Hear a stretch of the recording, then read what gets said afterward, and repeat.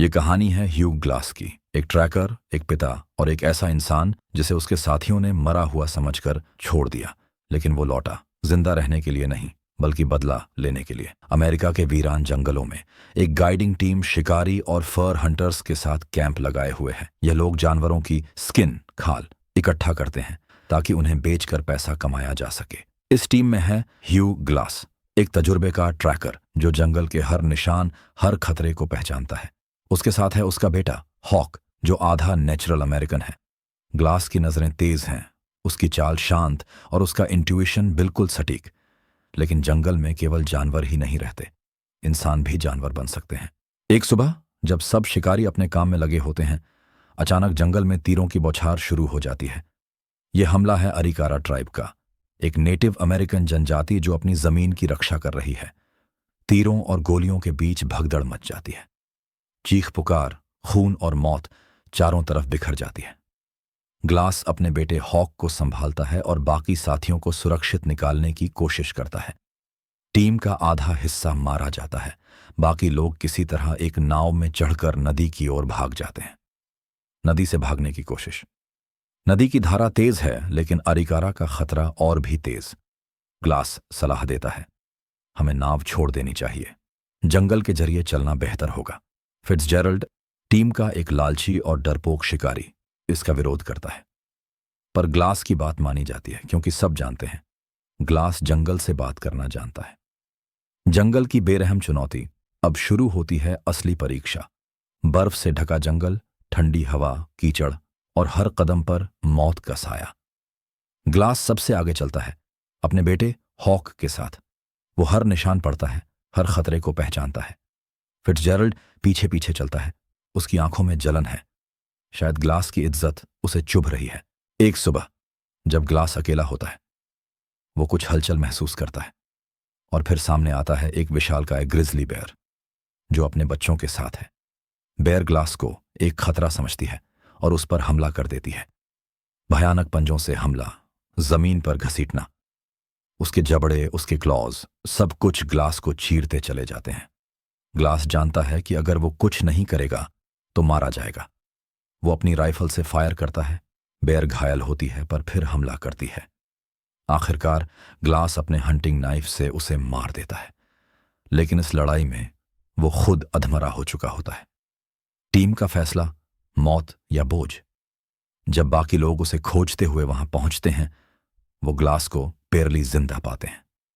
फिर जेरल्ड कहता है, इसको लेकर नहीं चल सकते, मरने दो इसे। हॉक चिल्लाता है, वो जिंदा है, हम उसे ऐसे नहीं छोड़ सकते। कैप्टन एंड्रू हेनरी तय करता है कि 3 लोग ग्लास के साथ रुकेंगे, फिट्जजेरल्ड, ब्रिजर और उसका बेटा हॉक, ताकि ग्लास को आराम से विदा दी जा सके। लेकिन जो होना है वो इस वीरान जंगल में कोई सोच भी नहीं सकता। ग्लास का शरीर बुरी तरह जख्मी था। वो न चल सकता था, न बोल सकता था। सिर्फ उसकी आंखें हिल रही थीं और वो देख रहा था अपने बेटे हॉक को अपनी मौत से लड़ते हुए। जॉन फिट्जजेरल्ड कहता है, इसको ले जाना नामुमकिन है, हम सब मारे जाएंगे। हॉक गुस्से में आता है, वो जिंदा है, तुम ऐसे कैसे उसे मरने के लिए छोड़ सकते हो। ब्रिजर, जो एक मासूम और सच्चा लड़का था, दोनों के बीच फंस जाता है। कैप्टन एंड्रू हेनरी बाकी ग्रुप को आगे भेज देता है और फिट्जजेरल्ड, ब्रिजर और हॉक को ह्यू ग्लास के साथ छोड़ देता है ताकि वो उसका आखिरी समय शांति से गुजारवा सके। एक रात जब ब्रिजर पानी भरने गया होता है, फिट्जजेरल्ड अपने असली रंग में आ जाता है। ग्लास जमीन पर पड़ा है, चल नहीं सकता, बोल नहीं सकता, लेकिन उसकी आंखें सब कुछ देख रही होती हैं। फिट्जजेरल्ड घुटनों के बल नीचे बैठता है और ग्लास के कान में कहता है, तेरी मौत ही सबकी जिंदगी है। और तभी हॉक उसे देख लेता है। हॉक चिल्लाता है, रुक जा, क्या कर रहा है तू। लेकिन फिट्जजेरल्ड तेज होता है। वो हॉक को पकड़ता है और उसे छुरा घोंप देता है, कई बार, तब तक जब तक हॉक मर नहीं जाता। ग्लास सब कुछ देख रहा होता है, उसकी आंखों से आंसू बहते हैं, लेकिन वो कुछ कर नहीं सकता। उसका बेटा उसकी आंखों के सामने मर जाता है। फिट्जजेरल्ड हॉक की लाश को छुपा देता है। ब्रिजर वापस आता है और फिट्जजेरल्ड उससे झूठ बोलता है, ग्लास मर गया, मैंने उसे दफना दिया। ब्रिजर उस पर भरोसा कर लेता है। वो दोनों ग्लास को अधमरी हालत में एक गड्ढे में दबाकर चले जाते हैं। ग्लास का जिंदा बचना। लेकिन कहानी यहीं खत्म नहीं होती। ग्लास की सांसें चलती रहती हैं। उसकी आंखों में जलता है बदले का अंगारा।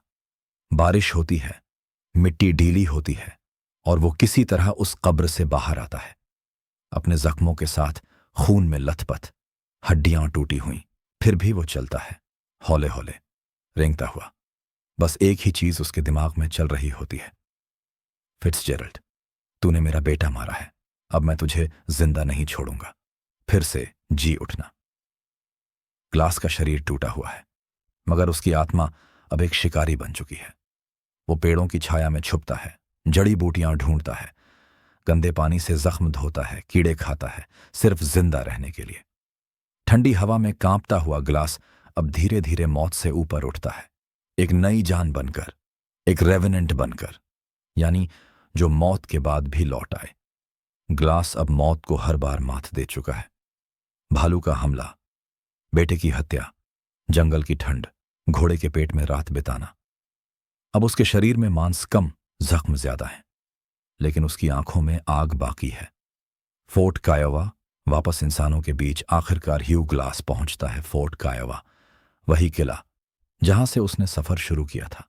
लेकिन जैसे ही अंदर घुसता है, सारे सैनिक उसे पहचान लेते हैं। कैप्टन एंड्रू हेनरी उसे देखकर हैरान रह जाता है। तुम जिंदा कैसे हो? ग्लास सिर्फ एक जवाब देता है, फिट्जग्राल कहाँ है? कैप्टन बताता है कि फिट्जजेरल्ड ने झूठ बोलकर अपनी सैलरी ले ली थी और भाग गया है। अब ह्यू ग्लास और कैप्टन हेनरी एक छोटी टुकड़ी के साथ फिट्जजेरल्ड को ढूंढने निकलते हैं। जंगल की वीरानी में फिट्जजेरल्ड अकेला भाग रहा होता है।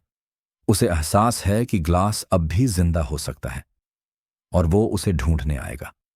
और फिर एक बर्फीली घाटी में ग्लास और फिट्जजेरल्ड का आमना सामना होता है।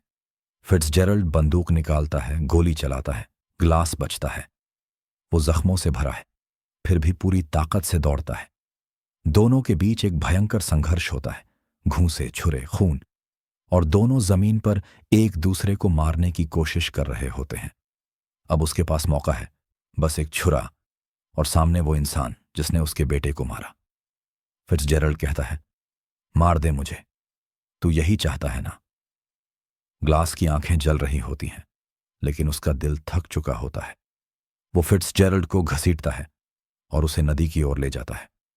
वहां उसे दूर दिखती है अरिकारा ट्राइब की टुकड़ी, वही जनजाति जिसने शुरुआत में हमला किया था। ग्लास फिट्जजेरल्ड को उनके हवाले कर देता है। बदला इंसान नहीं लेता, कुदरत लेती है। अरिकारा ट्राइब फिट्जजेरल्ड को पकड़ लेती है और वही उसका अंत होता है।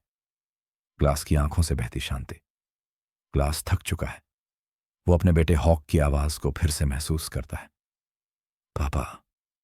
वो एक पेड़ के नीचे बैठता है, आसमान की ओर देखता है और एक गहरी सांस छोड़ता है।